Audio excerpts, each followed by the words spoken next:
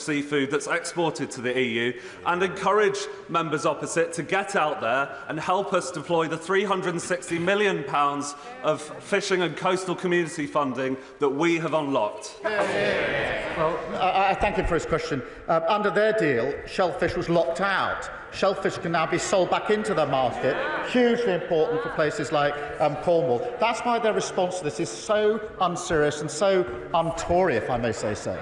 Sir Aldie.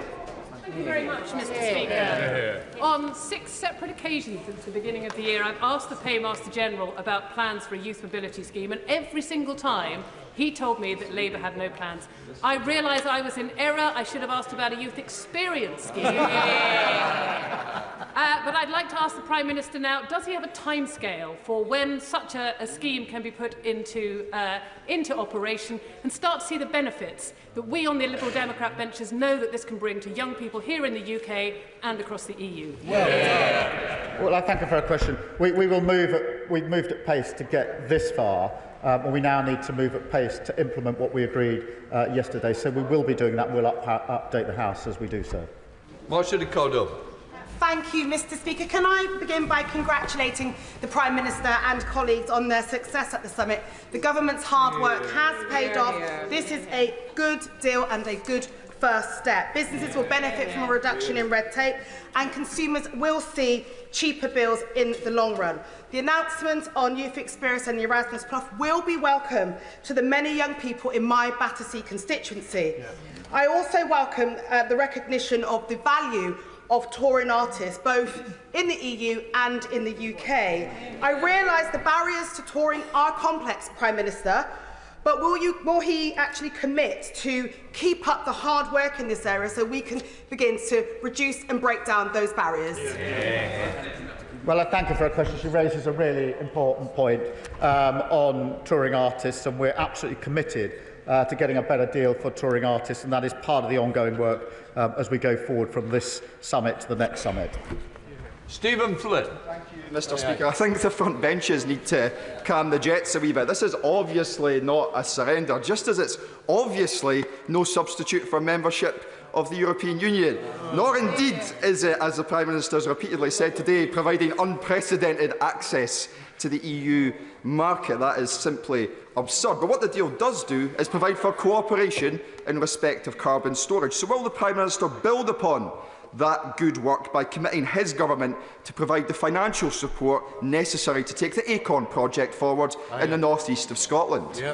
Well, Mr. Speaker, this deal does allow us to move forward on renewables and carbon capture as part of the package around renewables, which is why it's so important across the United Kingdom, but particularly in Scotland, because of the potential for job opportunities there. And so, of course, we'll press on there. I would gently ask him to reconsider whether he shouldn't support these deals for the whisky sector in Scotland. Scottish Salmon came out yesterday hugely in favour of this deal. He should stand up and support the work that we're doing. Julie Mims.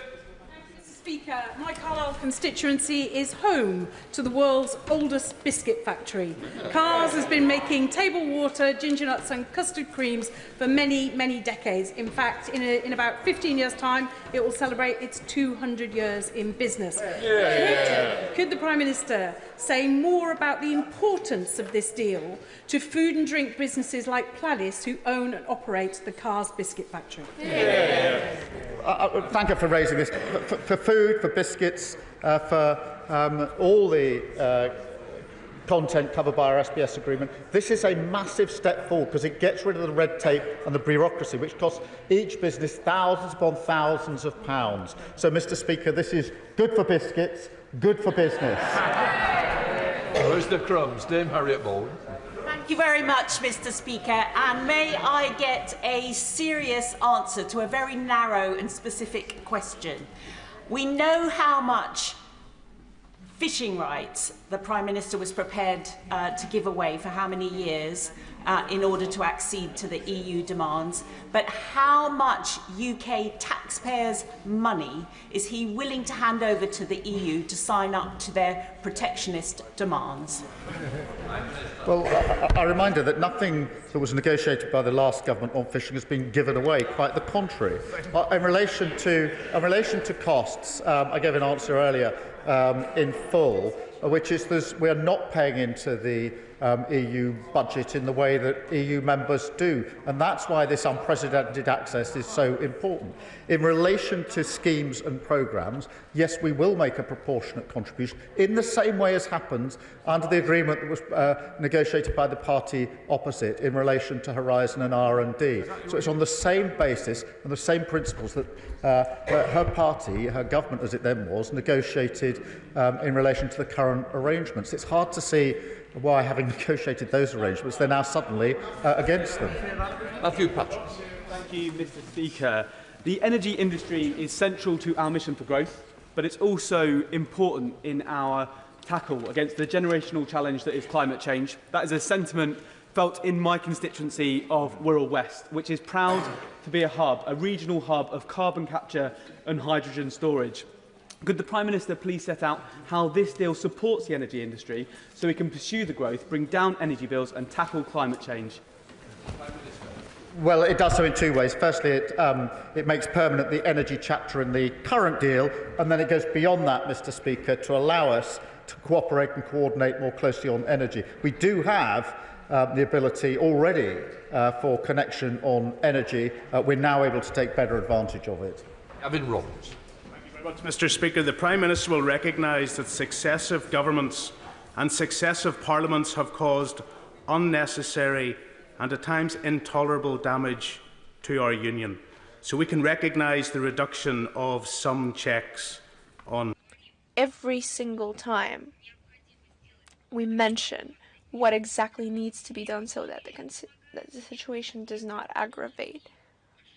And then we continue to help people rectify their own mistakes. If you have no further questions, moving on. Madam Zaharova, I'm sorry, we have one more question, if you will allow. A few hours ago, we've received notice that for the visit of the Minister of Foreign Affairs of Lavrov and Yerevan, the activists have put forward a flag in the Kiev Bridge insulting the President of the Russian Federation, and they've seen these flags in other spots as well.